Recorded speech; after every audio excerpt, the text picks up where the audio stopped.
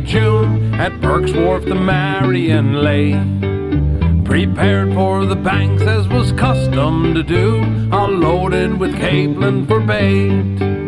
The wind from the northwest, a fine summer breeze, as Ike Jones from St. Jack's he stared.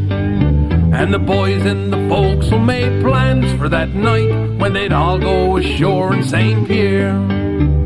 Some were uneasy there'd be trouble, they said, 'cause Ike Jones was noted to fight. At the Café de France, on the last trip he made, a Frenchman had threatened his life.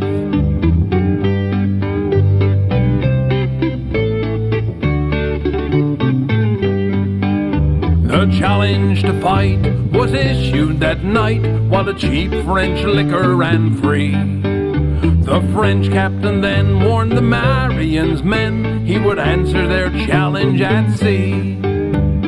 Next day the Marion set sail again, so too the story relays. The French, being trawler, weighed anchor as well, and followed close by in her wake. She's a Fortune Bay schooner heading out for the banks, with fine, hardy Fortune Bay men. But some on the Cape were rumored to say she'd never be heard from again.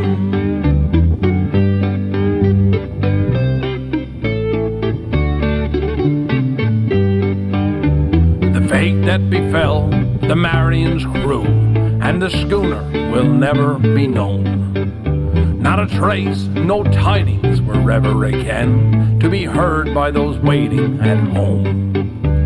Some say the Frenchman was true to his word, some say he confessed, for he died, that he scuttled the Marion and settled the debt, not taking one man or the side. Families of Skinners and Vallis and Miles grieved for their loved ones on shore.